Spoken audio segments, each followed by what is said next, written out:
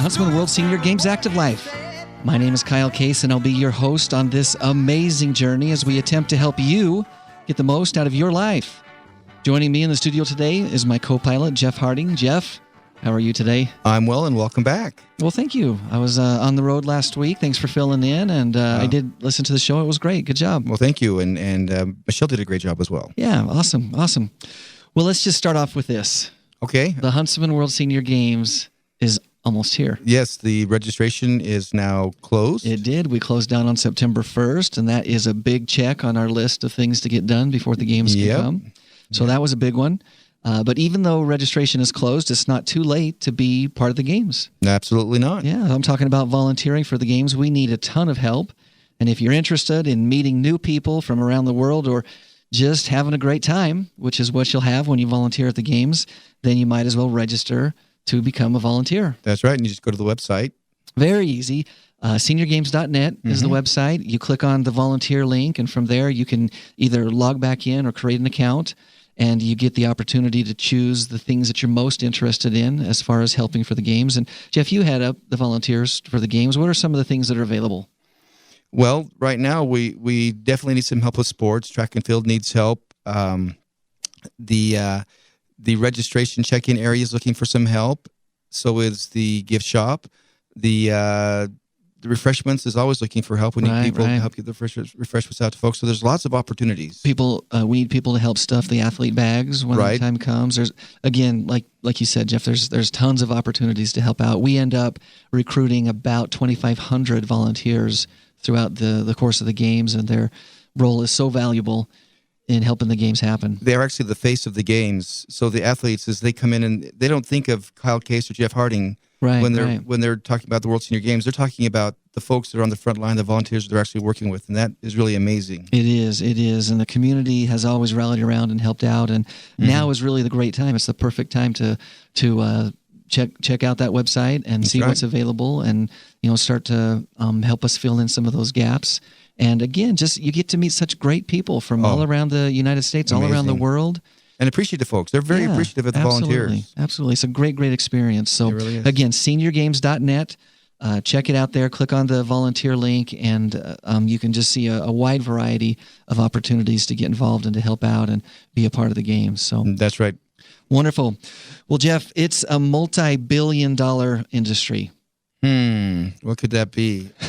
I know it's not Senior Olympics or senior sporting events. It's not, although there's some resources that are applied to that as well. But we spend a lot of money on trying to look younger. Maybe not you and I. No, I gave up on that a long time ago. Maybe not you and I, but as a whole, as a people, yes, we do. As a society, we do. So today, I'm going to go over 4 things that many of us are doing that are probably actually giving us wrinkles.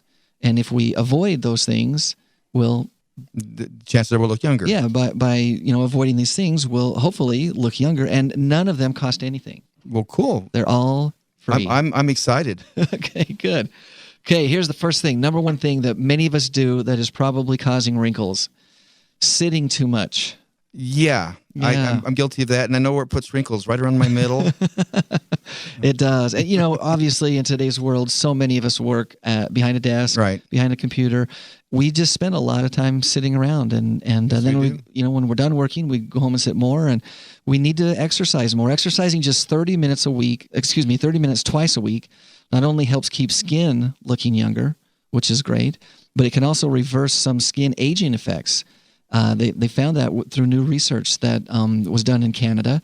A study of sedentary older adults found that exercise significantly improved their skin composition, giving it the structure of someone decades younger. So not only do you feel better, which exudes that confidence, you look better. Your skin actually kind of the structure changes if you exercise. Who knew? Did you look younger? So I didn't know. Yeah, it's kind of amazing. So number 2 that many of us are doing that is probably giving us wrinkles, making us look a little bit older, and that is overdoing it on the meat, the dairy, and the sugars. I'm definitely guilty on the guilty sugars. of all three, maybe. I don't know. I don't turn too much meat away. I don't eat a lot of dairy. Now, cheese. Cheese. There's no such thing as too much cheese. Yeah, cheese. Cheese is what makes the world go round. It seems like it does. A recent study found that those who ate primarily meat and dairy had more skin damage compared with those who ate more vegetables. So I thought that was interesting. Olive oil and legumes and fish are also very good foods for your skin. Too much sugar is another culprit. They say that excessive alcohol can also dehydrate and damage the skin. So, again, just a healthy diet, avoiding some of those red meats, especially dairy and sugars, and we can have less wrinkles. Okay. Number 3, using straws or not using sunglasses. Isn't that an interesting one? Well, using straws, you're putting your face in a pucker. Yeah, so any repetitive facial movement can cause wrinkles. Mm-hmm. So if you're sipping through a straw and you do it a lot, now obviously, on occasion it's not going to be a problem, right. But if you're doing it a lot, you're repetitively using those facial muscles, that movement of your face, and it can create wrinkles, and that means that some of us might need to rethink some of our habits. And the sunglasses, is it because you squint? Squinting, that's exactly right. And so again, that repetitive motion right there, it causes scroll feet. It really does. So if you put the sunglasses on, then you're not using that. That's those squinting muscles. So right. Okay, the last one, number 4, sleeping on your side. Do you sleep on your side? Are you a side sleeper? I'm on a spit. You just constantly turn. I'm this side, my back, that side, this side, my back, that side. I'm kind of everywhere. Okay, well, sleeping on your side, you can wake up with the lines on your face, obviously, but they found that sleeping on your back is better because it removes the constant pressure on the one side of your face. And gravity would be pulling your face back, kind of a facelift. Yeah, maybe just a little bit. Especially if you have big ears. Especially that weight on those ears. Big, heavy ears or gauges that you wear to bed too. That would just, the weight of gauges that would pull those back. So anyway, 4 simple things that we can avoid doing that might actually help us look younger. Or you could just be like Kanye West and not smile. Don't smile is what he does. That's true. That's true. Easy things, free things, simple things that we can do to help us avoid wrinkles. Yes. And another thing we can do is we can talk to our new guest today. We could. And I'm looking forward to that. Our guest is joining us in the studio. His name is Kevin Weston. How are you today, Kevin? I'm doing fabulous. How are you? Awesome. Thank you for joining us. Oh, great to be with you. Appreciate you taking time out of your schedule. Kevin is a certified exercise physiologist from the American College of Sports Medicine. He also is certified from the National Academy of Sports Medicine, the Cooper Institute, and Kevin is a certified balance and mobility instructor. So that's quite a bit of stuff you got going on there. Hey, I try to consider myself a jack of all trades, I guess, so to speak. Well, that's awesome. He's also a published writer and is currently working on his master's degree in applied exercise science from Concordia University in Chicago. Yes. So yeah, you don't no moss is growing on you. No. I definitely stay busy. Yeah, definitely. I think he heard about number 1. Yeah. No sitting. No right? sitting and getting some exercise. Yeah. Well, that's great, Kevin. That's great. And once again, we're grateful that you could join us and appreciate you taking time to do so. Not a problem anytime. So just to get us started off here, tell us just a little bit about yourself. Where are you from and how did you end up here? Well, basically, I graduated from BYU, and when my wife and when we met, my wife despises snow, and so she kind of had dreams of, that after I got done with school that we were going to go off to sunny California. And I would always tell her, honey, everyone's trying to get out of that state. Let's see, if we plan on having kids and having a small family, let's find an area with kind of a community that'd be better to raise children. And so we didn't have any connections to St. George or anything. We just basically moved here, packed up, and found employment, and we've loved it ever since. We truly see ourselves here forever. Wonderful. So, yeah. Wonderful. Well, it is a great community, and the community has definitely opened its arms to the games. We talked earlier about volunteerism and what a great effort that the community puts forth in helping out with the games there, and it just there's a great and the feeling. Other events. Yeah, absolutely. Lots of things that go on around town. So it's a great place to live and a great place to raise kids, and I think you made a good choice. Oh, thank you. So tell us a little bit about exercise physiology. What is that exactly? When people see it at first, they kind of think, okay, is that just like a fancy name for like a personal trainer or something? And in some aspects, maybe it is. But what that usually means is it's a little bit more in-depth analysis on what exercise does in terms of the physiology of the body. And there really is a science to getting people to, once they realize what outcome they want out of exercise, there's specific training protocols that one must follow in order to get a specific outcome that they're trying to achieve. And so that's really what the study is making sure that what people are doing is getting them closer to whatever their goal or objective is. Okay, all right. So you talked a little bit about the theory and what the study is. What's the practical aspect? Like, what do you do on a daily basis as an exercise physiologist? What is it that keeps you engaged? Sure. Probably the biggest thing is many people, when they first get into the industry, they think that they're going to be working with, beacons of health in terms of people that don't have any orthopedic issues or complex medical histories. But once you get into working with the general public, we work with a lot of people that, quite frankly, are sedentary and deconditioned. And so we have to be able to work with individuals to help them, whether it be weight loss or to gain strength or improve their endurance, but do so in a way that we don't cause further injury or complications. And so it is a complex puzzle with every single person that we work with. I work at the Live Well Center, based out of Intermountain Healthcare. So it's a fabulous job because ultimately we're trying to improve people's quality of life and longevity. Awesome. So you're engaged in helping people live better lives. I mean, that's kind of what the name of our show is, The Active Life. We're trying to help people, experience that active life. How does one go about getting connected with you or with an exercise physiologist? Like, do you go to the doctor and they say, hey, you need some help, you should see this person? Or do they find you in the yellow pages? Or how does one go about saying, okay, I need to start working with an exercise physiologist? We get a lot of word of mouth, people that have such great experience with us that they tell their friends, their family. But probably the biggest thing is we do a lot of community outreach programs, and we also do get referrals from physicians or physical therapists, that sort of thing. But ultimately, what's nice about it is because it's so connected to the hospital, and so it's more of a clinical setting. I just think people they're more comfortable in terms of the expertise that's there as compared to just going to your local gym, where you just really never know if what they're doing is truly evidence-based. Based in science or Exactly, research. because just like anything else, exercise science and physiology and kinesiology, all these different things evolve. And so there's always new research that's coming out, and we want to make sure that what we're telling people is actually based upon, peer-reviewed research. So Excellent. Well, you're listening to the Huntsman World Senior Games Active Life, and we're visiting with Kevin Weston, who is an exercise physiologist at the Live Well Center at the Intermountain Hospital here. And he's just talking a little bit about how people might get involved with an exercise physiologist. If someone were to come to you, and I know there's, as you said earlier, there's a wide variety of reasons why someone might get connected with you, everything from perhaps wanting to enhance their athletic ability to deciding to make lifestyle changes and say, hey, I've got to get off the couch. I've got to do something. I just don't know how. How do you help people figure out what it is that they want and then ultimately help them achieve that? Sure. One of my favorite questions to ask people is, what is your objective? If you had to give me 2 or 3 bullet points of what outcome you want from out of this, what is that? And some people will know exactly what they want, and other people go, "Oh, I've never really thought about that. I don't know.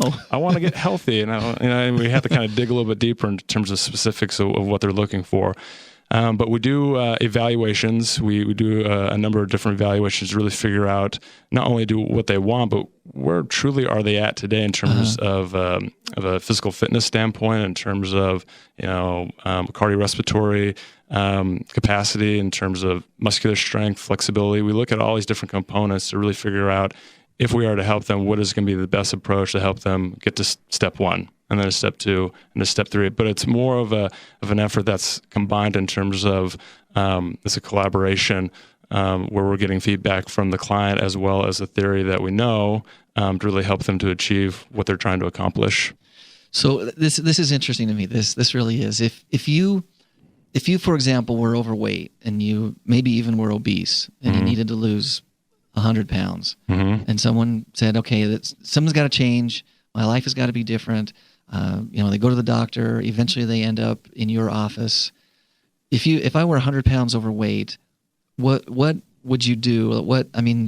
You mentioned some kind of general things, but what maybe specific tests or I guess tests would you run to help me figure out where I'm at and how to get there?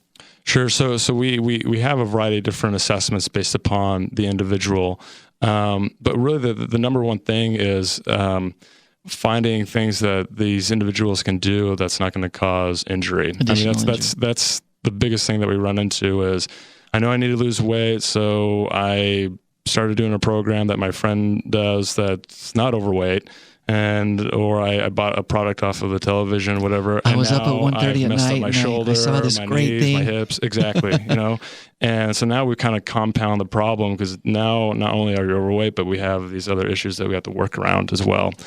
So really, the first step is just to take action in terms of do something, and it doesn't have to be anything that's costs money. It can be just getting out and walking.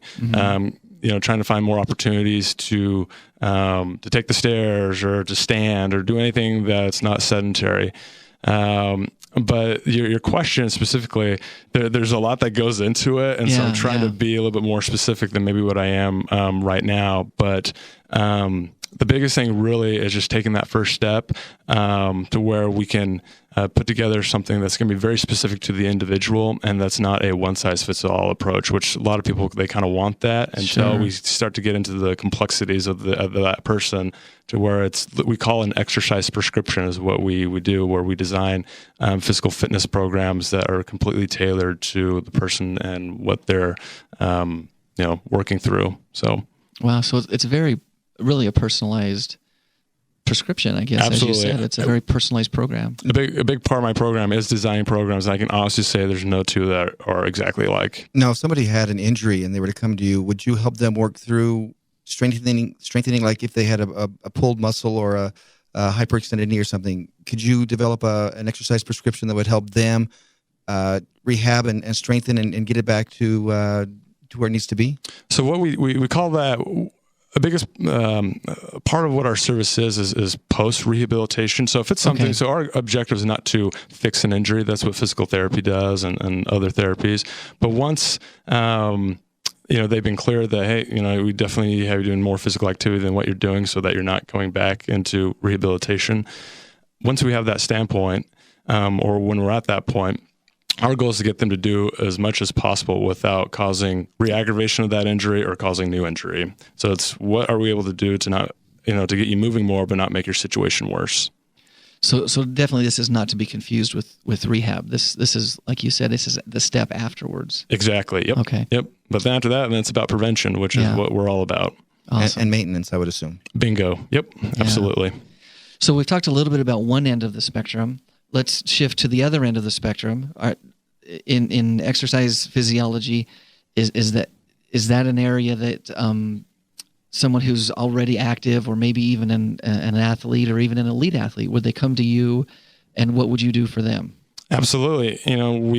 So someone's already very active, and they say, I'm training for a triathlon, or I want to do a 10K, or I'm going to do softball or basketball or whatever. I mean, there is very specific protocols that we would, incorporate in order to help them meet their desired objectives. And, but yeah, absolutely. It's under the same umbrella, but definitely there's different niches based upon if they're an athlete that's already, currently active. So some of our athletes, from wherever they may be, local or otherwise, might be listening, thinking, I'm in pretty good shape already, but I want to raise my game. I want to raise the bar just a little bit. I want to get a little bit more out of my performance. You think it would be in their best interest, perhaps, to seek out an exercise physiologist, sit down and put together this program? Sure. Yeah. I mean, obviously, St. George is very offers a lot of cardiovascular events, from the marathon to different running events to triathlons and biking events. And so one thing that's really beneficial is we do what we call a VO2 max test, where we're basically testing the volume of oxygen that someone can take in, because the more oxygen your body can take in, the more oxygen goes through the muscles, which means the more work that you can do. Yeah. And so there's a number of different assessments and tests we can do to help those individuals as well. Now, do you also, as part of your program, teach the clients how to stay active and exercise without hurting themselves, but without creating injury, but how to, as they age, your body becomes different? Do you work with them and say, okay, now you're getting to the point where you probably need to back off a little bit on this because you could cause a stress fracture or something like that? Yeah, because all of us are going to age. There's nothing we can do about that. Well, the alternative is death. And Yeah, but we can do things to either A, slow the progression of age, or B, one thing that we face a lot is we have individuals that will say, "Oh my gosh, I can't believe how out of shape I am." When I was in my 30s, I used to be able to, fill in the blank. Right. And we have to say, okay, well, so and so. I mean, you're 65. Let's try and get you to be the best 65-year-old you can be. Yeah. Rather than trying to turn back the clock and feel like you're in your 30s again. Used to be, right? Because that's where people kind of get into problems, is when they're trying to keep up with what they used to do in high school or in college and so forth. So that's interesting. And yet, I think that it's, I'm a big push yourself and, try to be the best that you can be. At least I believe in the concept. I don't know that I'm practicing that right now, but I believe in the concept. But I think that your point is a very good and valid point, and that is that you really need to be the very best that you can be at the place that you are. And that concept or that idea or that desire, that wish that we probably all have to turn back the clock is not only not realistic, but perhaps detrimental in a number of ways. Mm-hmm. Yeah. But as you are striving to do the best that you can, according to the stage of life that you're in, you'll notice, man, compared to my peers, I move really well, you know? I'm able to do a lot of things that, most people take for granted until they lose the ability to do it. Yeah. So if you had one piece of advice for senior athletes who are preparing for the Huntsman World Senior Games in October, what would that one piece of advice be? It is not too late. Okay. So, so many times we hear people say, this is my age. It's, I can't do that, and I'm too old, whatever. I'm too old. And if you really dig deep and really kind of figure out, what is your objective? So we're going back to that. What is your purpose? Right. What are you trying to accomplish? We can help people reach not only their goal, but to find realistic objectives that are realistic to what stage of life that they're in, but things that they can still be proud of. Absolutely. And as you get into it, you really start to learn a lot about human behavior and how people talk to themselves and how they kind of view themselves. But physical activity is a great catalyst to really improve multiple aspects of their life, not just how they move. Well, that's awesome, Kevin. Thank you. I so often on the show and involved in the games and even just in the community, you hear that so often.